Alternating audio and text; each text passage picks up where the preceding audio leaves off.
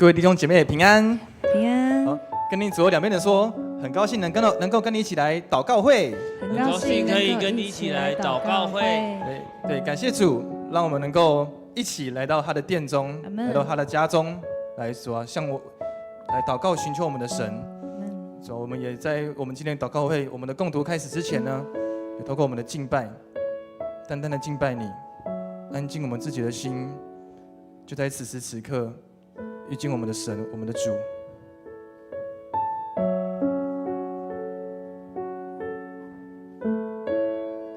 感谢你的十字架，感谢你付上代价，担当我罪和羞愧，使我完全赐下奇妙恩典。主，感谢你的爱，感谢你无比大爱，感谢你的双手，宝血洗净我无悔，使我了解你完全包容赦免。神羔羊配得，坐在宝座上，头戴着尊贵冠冕，你作王到永远。赞美你，我们的主。来尊崇赞美耶稣神的子，从天降下被钉十架，神羔羊配得，神羔羊配得。感谢你的十字架，感谢你付上代价，担当我罪和羞愧，使我完全赐下奇妙恩典。感谢你无比大爱，感谢你的双手，宝血洗净我无悔，使我了解你完全包容赦免。神羔羊，我们来赞美他。神羔羊配得，坐在宝座上，头戴着尊贵冠冕，你作王到永远。来尊崇赞美耶稣神的子，从天降下被钉十架，神羔羊配得，是配得，神羔羊配得。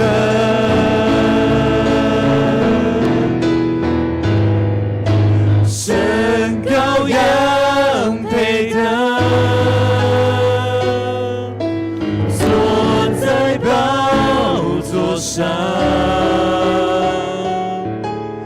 头戴着尊贵冠冕，你作王到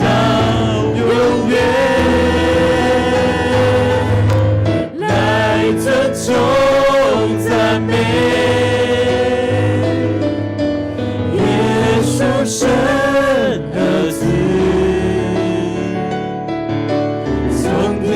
下被钉十字架，神羔羊配得，神羔羊配得。坚定来对神说，神羔羊配得，神羔羊配得。是的，主耶稣，你是神羔羊，你配得我们的赞美。主啊，谢谢你，你用你完全的爱，你用无条件的爱来拯救我们，来赎回我们，使我们能够分别为圣的来到迦南教会你所设立的殿中。主啊，成为你的门徒，你的儿女。主啊，我们要在此时此刻单单的来到你面前，在这场敬拜里与你对齐，恢复主啊，你爱我们儿女的身份，儿女的眼光。再次在这个礼拜，在这个敬拜，在这个读经，在这个祷告里，主啊，看见你的爱，归荣耀给你。主啊，我们在这里的敬拜，我们的祷告是奉靠主耶稣的名求。阿们。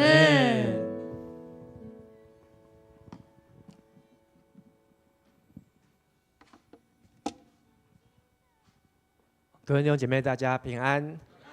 我们历代志下的共读，在2天就要把历代志下36章都读完哦。加上历代志上呢，我们这样总共是读了68天啊，好，68天。好，那今天有听到弟兄姐妹分享说，好，他从提摩太前书到现在啊，只有一次没有参加，好，其他每天都有参加。牧师听了也很感动哦。好，那也有很多人说牧师你怎么这么辛苦啊？要这么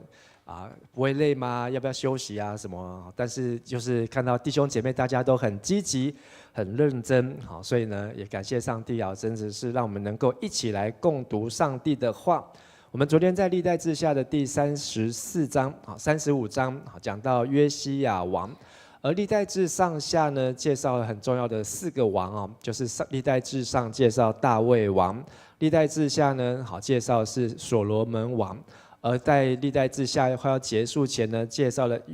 西西家王，以及呢我们现在读到的约西亚王。这4个王呢，象征的就是上帝的话，怎么样子的来延续传递，并且能够透过上帝所设立的这个会幕到圣殿，以及他所设立的祭司和利未人，能够成为榜样，成为领袖，能够世世代代的传承。而约西亚王呢，他在位的时候呢，虽然是有一波的复兴，但是已经他的阿公亚玛谢惹上帝的愤怒，所以他的阿公就是对不起，不是亚玛谢，马拿西，马拿西惹上帝的愤怒，所以上帝也已经定义要来毁灭南国。其实那时候北国也刚被毁灭不久。而约西亚即便呢再怎么样努力的改革复兴，但是上帝依然说要把这个南国来倾覆犹大要倾覆。而这当中就是耶利米开始出来服侍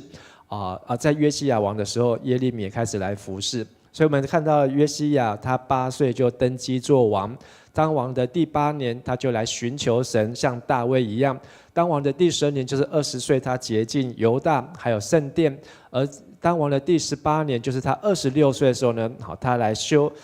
复圣殿，并且很重要发现了律法书啊。而且在那一年当中呢，他就带大家来遵守逾越节，恢复到西西家王那个时代的这个敬拜跟上帝的关系，甚至是超越。但是他后面的4个王呢，有3个是他的儿子，他的3个儿子都当了犹大王，但是呢，却逃不过上帝审判的命运。昨天的35章跟今天的35章的下半段讲到的就是约西亚王的逾越节以及他的死他的死。而昨天我们刚好在中秋节的晚上来读这段经文，配搭这个逾越节，他们要烤羊肉真的是非常的应景不过昨天有说这个图是 AI 画的因为呢，虽然都是以色列人，可是他们不是在烤羊肉，他们在烤什么？在烤火鸡，他们是在烤所以这个一看就知道是 AI 画的但是逾越节的程序呢，步骤呢透过4杯酒然后呢成为以色列人，现在的犹太人，好，他们在纪念他们出埃及得赎的日子。昨天第37天讲到约西亚守逾越节，今天第38天讲到约西亚他如何的战死啊。好，所以今天只有短短的8节，好，所以我们一起来读，先请牧宣好执事带我们来读，哦，是牧宣吗？好，我们来读这个历代志下第35章的第20节和21节。约西亚王为圣殿做完这一切事以后，埃及王尼哥率领军队攻打幼发拉底河的加基米斯。约西亚想阻止他，但尼哥传话给约西亚说：“我打的这场仗跟你犹大王无关，我不是来攻打你，而是攻打我的仇敌。上帝要我从速行事，他帮助我，你不要阻止我，不然他要毁灭你。”好，那在这一章当中呢，讲到了地名，讲到了人名，讲到了事件。好，那对照历史呢，还有这个考古呢，好，确实好，这些人都确实在历史上来发生。这个尼哥二世呢，好，就是埃及第26个王朝的君王啊，他是在主前的609年到595年在位当法老王。他也占领了巴勒斯坦非利士的加萨地区啊，在主前608年，就他当法老没多久，好，他就入侵到巴勒斯坦以及叙利亚，好，甚至他来援助亚述的残军，因为主前612年，好，亚述就被巴比伦兴起之后呢，好，就被驱赶。好，所以亚述其实是已经名存实亡啊。好，他们已经离开尼尼微，而被驱赶来到了西边的地方。但是埃及法老尼哥二世呢，他去到这个叙利亚当边去帮助亚述，好，甚至呢来联合亚述来抵挡新巴比伦的势力崛起啊。但是就在这一场战役，从主前609到608呢，好，这个约西亚就是他战死的年代。好，甚至约西亚战死之后呢，埃及法老尼哥好就扶持他的一个小儿子约哈斯起来当犹大王。而又过了3年之后呢，主前605年，好，尼哥继续的来支持亚述，好，剩下残余的人。但是呢，最后呢，这个尼布甲尼撒那时候是王子啊，还不是巴比伦王，好，他就率军好，然后来战败了埃及，也灭掉了这个所有的亚述的残余，好，甚至后来没有多久，也把南国耶路撒冷都灭掉了，在主前586年啊，好，所以大概在20年后也灭掉了南国。所以我们看到这个约西亚，好，他被尼哥杀死之后，埃及法老好尼哥二世，好，他就扶植约西亚的好，不是大哥，好，是至少是老二约哈斯王。但是呢，他只有短短的3个月，好，因为呢，在埃及法老的这个战争结束之后，他就被埃及法老带到埃及，掳到埃及去，死于埃及啊。所以后来是由约哈斯，好，他的左手边他的哥哥啊约雅敬，好，起来做王，好，但是呢，约雅敬抵抗巴比伦抵抗不了，好，10多年后，好，他就被这个巴比伦第一批掳走了啊，然后呢，他像驴子一般的被埋葬。好，然后呢，约雅敬又交给他的儿子约雅斤，好，又只有当王3个月啊，好，就被掳到巴比伦。好，约雅斤被掳之后呢，就是约西亚的第3个儿子，好，西底家最小的儿子起来做王。好，但是呢，他做王只有11年，好，说西底家所有的儿子都被杀，双眼被挖，最后被掳到巴比伦。好，而这段记载呢，在我们接下来要读的耶利米书呢，好，就是非常清楚的在描绘从约西亚开始，好，约西亚当王之后呢，一直到后面这3个儿子1个孙子，他们轮流来治理南国犹大，好，所遭遇所发生的悲惨的情境哦。好，所以刚才我们读这段经文20节、21节。这个埃及法老尼哥呢，告诉约西亚王说，他不是来跟约西亚打仗的，好，是上帝要他来，而且从速行事，好，赶快去抵挡巴比伦，而上帝帮助我，所以你不要阻止我，否则他会毁灭你。好，但是呢，约西亚好，他显然不听，所以呢，他就发生了跟埃及法老在主前对不起，好，这个主前612年呢，就是亚述帝国首都被巴比伦占领的那一年呢，巴比伦打下了亚述的首都尼尼微啊。而亚述就名存实亡，他们就赶快迁都，从尼尼微逃到哈兰。就610年呢，巴比伦又占领了哈兰，他们又从哈兰跑去了加基米斯。到了609年，所以这个亚述跟法老埃及法老有姻亲，所以他们就出兵来帮助啊。那就是约西亚被战死的那一年啊，加基米斯的战役啊。就是法老要上去到那么北边的地方，但是在中间米吉多的地方，约西亚就战死在那里。后来3、4年后呢，这个巴比伦的势力无法挡，连埃及也挡不了，所以巴比伦势力就一路南下，然后来到了埃及的边境。所以这就是刚才20节到21节，上帝带领法老要去抵挡巴比伦。好，那在这里讲到亚述。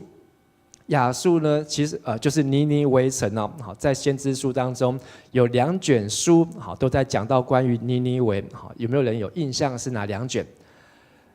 约拿记，好，约拿书，还有一个呢，好，就是那鸿，好，那鸿书。好，这2卷书呢，差了100多年哦。好，先知约拿那时候去到尼尼微，宣布在40天尼尼微就要毁灭了。好，结果呢，尼尼微城从王，好，所有的这些亚述王到所有的百姓，通通都悔改，所以上帝呢就没有毁灭那城。好，因为不能分辨左右手的小朋友就有多少人，就12万人。好，所以他们又活了100多年。但是这100多年呢，刚好就是我们看到，好，这个从这个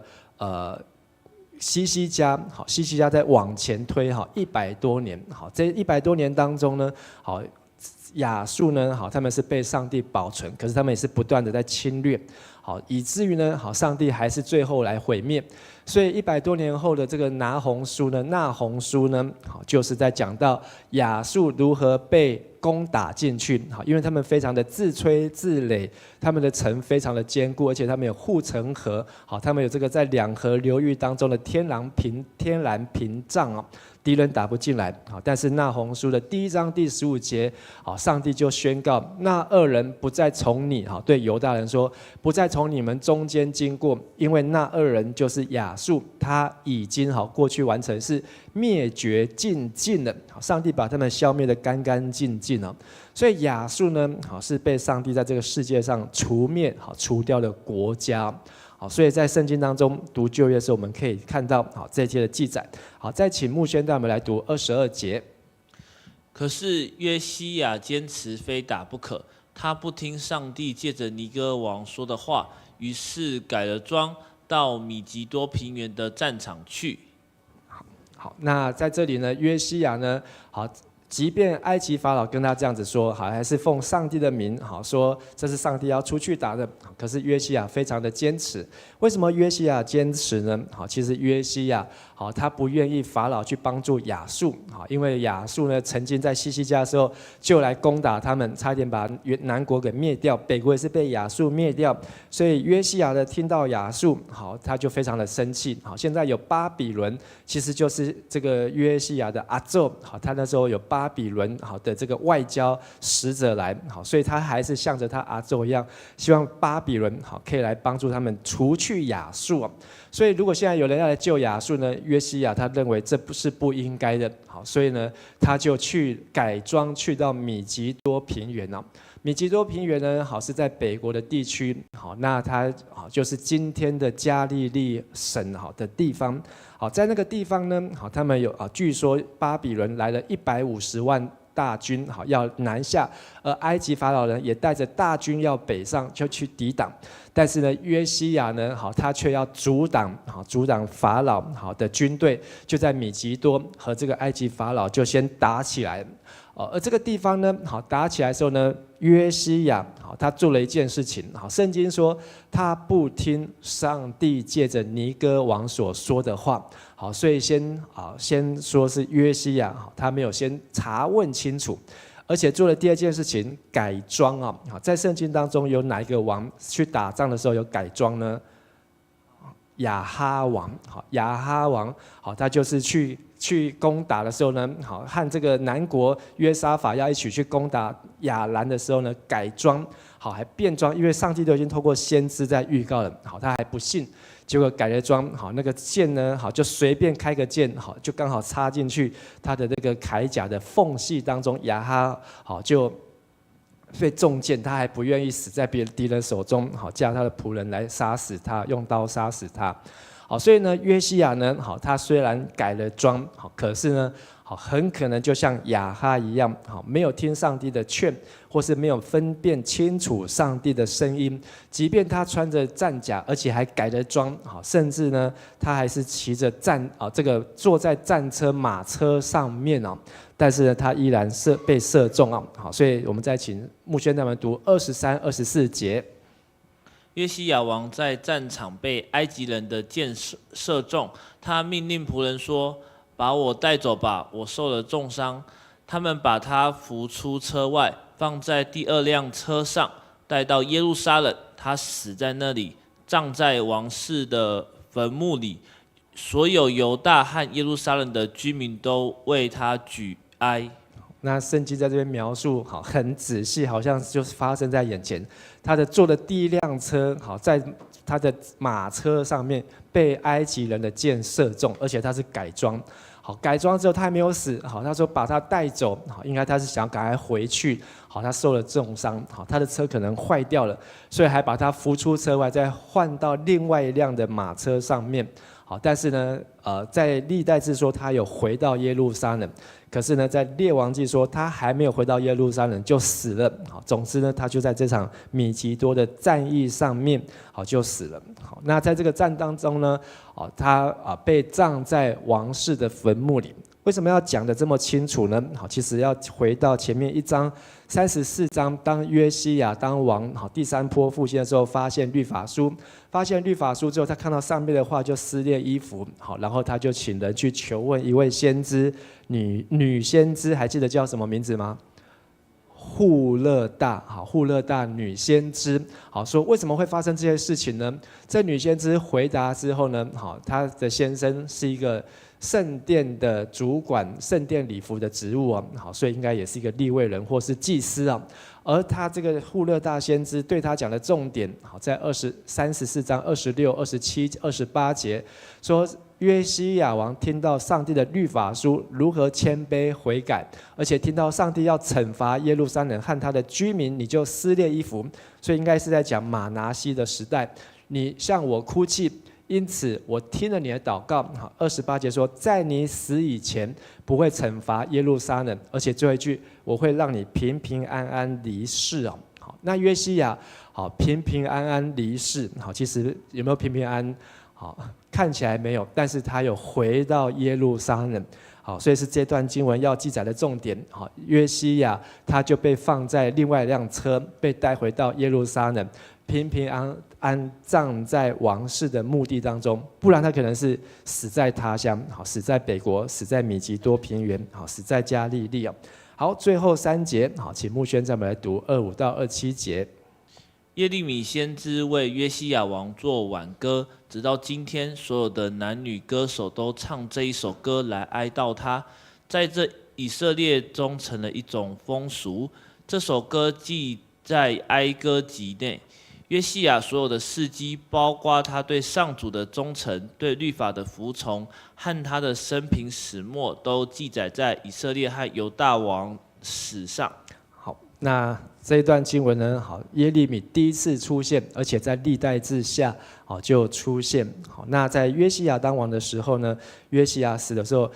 耶利米已经服侍很多年了。很多年，好，所以耶利米书的前6章都是在约西亚当王的时候，好，他所领受到的信息预言，好，但是他不一定有机会可以对约西亚王来说，好，因为约西亚王也没有找耶利米，他去找了一个女先知户勒大。但是呢，这里说直到今天耶利米做的挽歌哀歌呢，挽歌就是哀歌，所有的男女歌手就指利未人都还会唱这首歌来哀悼他。这个今天是哪个今天呢？就是他们以色列人南国被掳归回之后，好，重新回到，就是所罗巴伯回来到耶路撒冷之后，他们还会继续唱这首哀歌，好，表示这首歌呢至少流传从约西亚王流传到他们被掳归回超过100年哦，100年以上，因为被掳就70年，后面有2个王都当了10几年啊，4个王又当了，有2个当了10几年，好，所以这个流传了100年以上的歌呢，好，到底是什么歌？虽然在圣经里面找不到，好，不过呢，我去翻了从耶利米哀歌当中呢，好，有几节，好，来跟大家来分享，看看像不像，好，在讲约西亚的事件。耶利米哀歌的第3章第13节，好，讲到呢这首耶利米写的歌，他射出的箭，好，刺入我体内，好，当然是讲，好，上帝这个箭是从上帝射出来的，好，而约西亚是被埃及的军队的箭所刺到。接着呢，3章27到30节呢，好，这个耶利米的哀歌讲到，我们应该在年轻时学习负軛，好，就是要承担重担责任。遭受痛苦的时候，我们应该要耐心静坐。好，这个有没有像在讲约西亚？好，他如果在遭受痛苦的时候，好，应该要耐住性子、耐住心，好，而不要急着要出去跟埃及法老来打仗。我们应该低头顺服，也许还有希望。好，看起来真的很像在对约西亚的一个劝告。纵使受鞭打凌辱，我们都应该忍受。好，这是在哀歌第3章。还有呢，还有4节，第3章37节，除非主命令，没有人能成就什么。好，我们来念好了，从37节到40节，好，我们大家一起来念。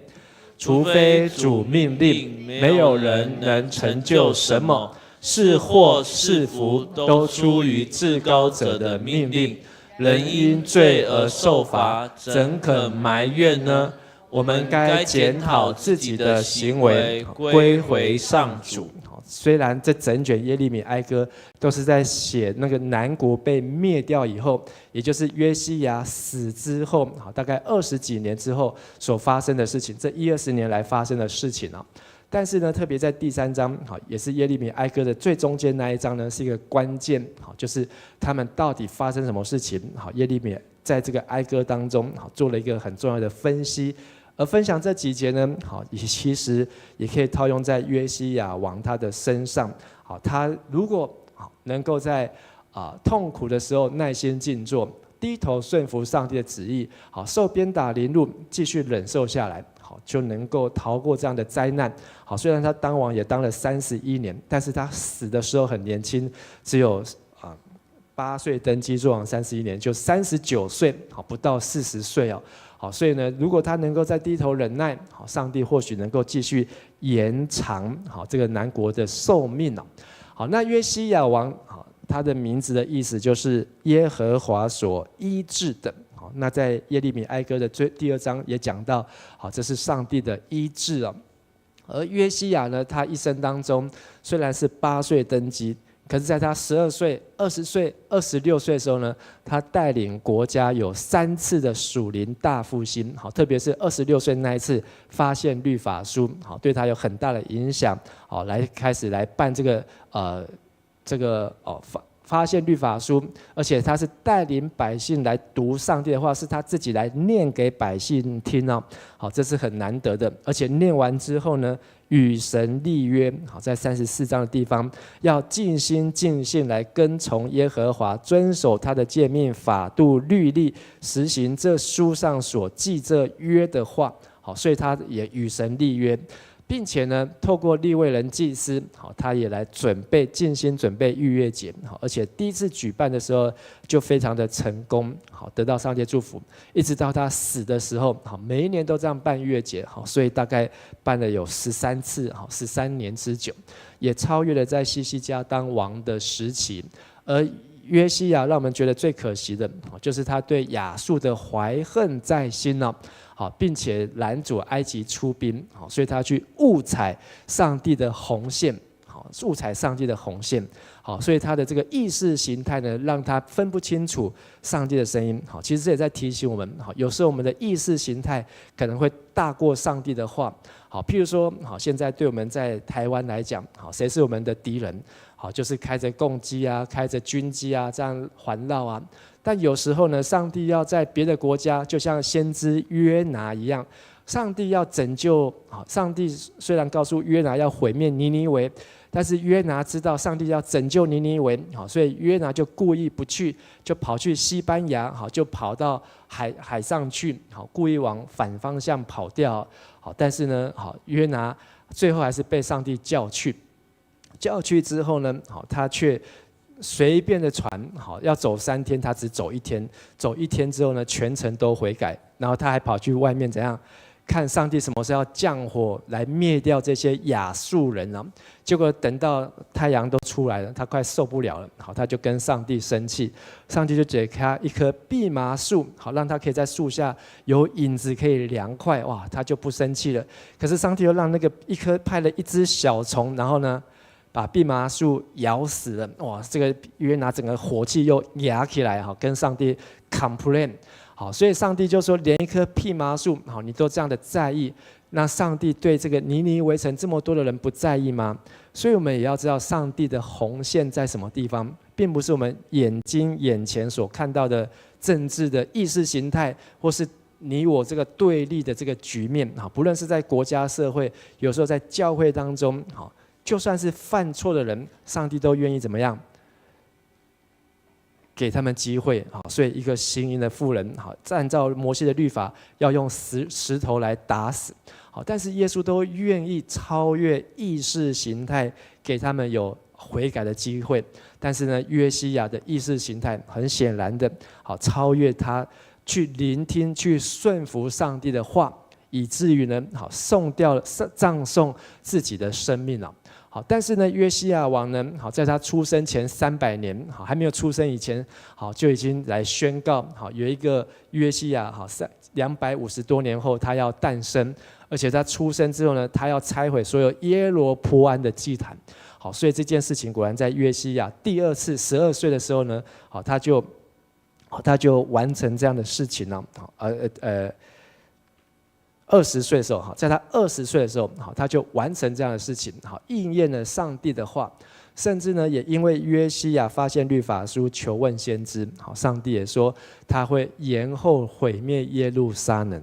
所以从这几章，我们读了4章关于约西亚王的介绍，让我们可以看见上帝做事情的法则，而不要只有单一，或是只有用人，或是只有这个国家对立的形态、意识形态，来看上帝所要做的事情，而是要能够超越，是能够以基督的心为心，让我们就能够看见上帝他所要做的工作，是他的意念高过我们的意念，他的道路高过我们的道路。我们一起来祷告。